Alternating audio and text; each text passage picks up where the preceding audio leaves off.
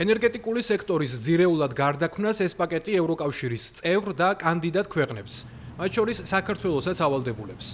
დოკუმენტი თავისი სხვადასხვა შემადგენელი ნაწილებით პირდაპირ არის მიმართული ემისიების გაფრქვევის მნიშვნელოვნად შემცირებისკენ.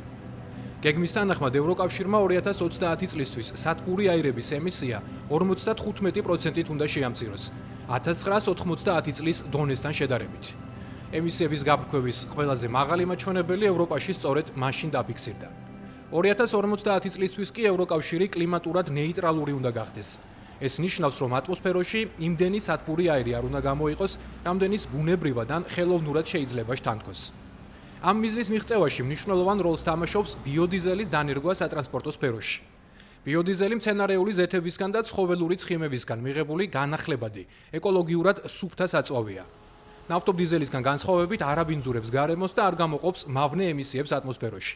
დღეისათვის ბიოდიზელი მიჩნეულია როგორც ერთ-ერთი ყველაზე ეფექტური და ეკომეგობრული ალტერნატიული საწვავი მსოფლიოში.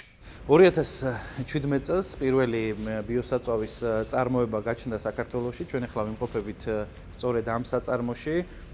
ეს არის პირველი მანუალური საწარმო, სადაც ხდება პირველ რიგში მიღება ჰორეკა ბიზნესისაგან მოწოდებული მეორეული მცენარეული საკვების ზეთების, კულინარიული ცხიმების და შემდგომ მისი დამუშავება. ცხადია, საქართველოში 2017 წლამდე ამის ასე ვთქვათ გამოცდილება არ არსებობდა, თუმცა უკვე შეგვიძლია ვთქვათ, რომ დღეს უკვე 9 წლიანი გამოცდილება აქვს საქართველოს ბიოსაწვავის წარმოების კუთხით, განახლებადი ენერგიების განვითარების ამ მიმართულების კუთხით. საქართველოში წარმოებულ ბიოსაწვავს, რომელზეც მურმან პატარაია საუბრობს, ამ ეტაპზე ევროკავშირის ქვეყნებში ყიდიან. იმისათვის, რომ ამგვარი საწვავის გამოყენების პრაქტიკა საქართველოში დაინერგოს, შესაბამისი საკანონმდებლო პაკეტის შემუშავება და დამტკიცებაა საჭირო. ხას უსვამ, რომ ადგილობრივი ბაზარი სამომავლოდ ჩვენთვის ერთ-ერთი მნიშვნელოვანი ფაქტორი და პრიორიტეტია.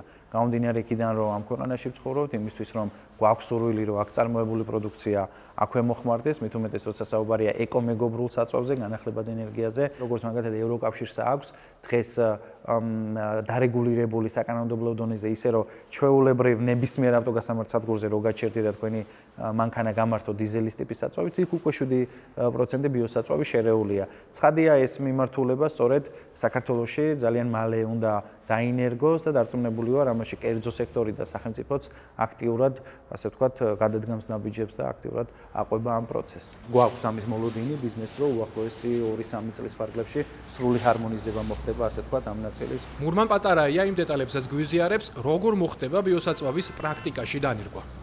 უნდა შეირჩეს ერთი კონკრეტული მუნიციპალიტეტი, რომლის მუნიციპალურ ავტოპარკში მოხდება ბლენდირებული სახით ბიოსაწვავის გამოყენება და შემდგომ უკვე მისი წარმატებული პილოტირების შემდგომ კოპირება, ასე ვთქვათ, სხვადასხვა მუნიციპალიტეტებში. განახლებადი ენერგიების დანერგვა სატრანსპორტო სექტორში მეოთხე ენერგეტიკული პაკეტის მხოლოდ მცირე კომპონენტია. ევროკავშირის მიზანია გაერთიანებაში შემავალი ქვეყნების მიერ მოხმარებული ენერგიის 42.5% სუფთა ენერგიაზე მოდიოდეს. განსაკუთრებით პრიორიტეტული მწვანე ენერგიაზე გადასვლა ევროკავშირისთვის რუსეთის უკრაინაში ფართომასშტაბიანი შეჭრის შემდეგ გახდა.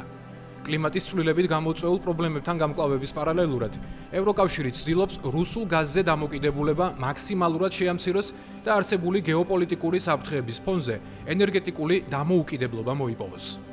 ეხლა საქართველოს როგორც კანდიდატი ქვეყანა ამ მიმართულებას და ამ გზას უნდა შეერთებოდა და მე საერთოდ არ მიყვარს სიტყვა ვალდებულება, ეს ვალდებულება კი არა, ეს არის შესაძლებლობა. ამ შესაძლებლობას კი, როგორც მურმან მარგველაშვილი ამბობს, საქართველოს ხელიდან უშვებს, რადგან ევროკავშირთან გაუარესებული ურთიერთობების გამო რეფორმების განხორციელების საკითხი კითხვის ნიშნის ქვეშ დადგა.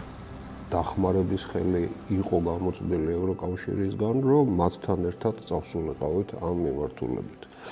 ეხლა ამ ახალ ვითარებაში და გარემოებებში როგორ იქნება და რა იქნება, ჯერჯერობით ესეთი ნიშანი ჩანს, რომ გაჩერდა ბევრი დახმარების პროგრამა. პროცესი საკმაოდ ახალი იყო ჩვენთვის, გამომდინარე იქიდან, რომ არ ქონდა დაგროვილი ცოდნა და გამოცდილება. იმ საწარმოების წარმომადგენლებიც, რომლებმაც არჩევანი განახლებადი ენერგიების წარმოებაზე შეაჩერეს, ამბობენ, რომ ცოდნა, გამოცდილება და ფინანსური მხარდაჭერა სწორედ ევროკავშირისგან მიიღეს. წესსადგური რომ გავაკეთეთ, ჩვენ მივიღეთ EBRD-სგან cashback-ი, ესე ვთქვათ, სესხით გავაკეთეთ ჩვენ პარტნიორებთან ერთად ეს სადგური და ესე ვთქვათ, EBRD-ის ხელშეწყობის ინსტრუმენტი იყო ეს cashback-ი ამ სადგურზე რა. ჯერ ავიღეთ სესხი, გავაკეთეთ ეს სადგური და მე პირდაპირ ამ პროექტის სესხს მოაკლდა ეს cashback-ები ამ სადგურზე. რომ მეკითხებიან რა არის თქვენი ამ წლების მონაპოვარი, მე ვამბობ რომ ცოდნა. იმიტომ რომ დღეს არიან საქართველოში ადამიანები, ჩვენი გუნდის წევრები, ვინც რა ვიცი 2-3 ადამიანი, ვინც იცის ბიოსაწვავის წარმოება საქართველოში. ცოდნა ჩვენი მეგობრებისგან, ჩვენი ევროპელი მეგობრებისგან მათი მხარდაჭერით მივიღეთ. ეს არის გერმანული გამოცდილება, ძირითადად ესპანური გამოცდილება, პორტუგალიური გამოცდილება ნიდერლანდებიდან, რომელსაც მუდმივად ვღებულობთ და ეს ყველაფერი პრაქტიკაში გვინდა ავსახოთ, რაც ახალი გადამამუშავებელი საწარმოს მშენებლობას ნიშნავს საქართველოში.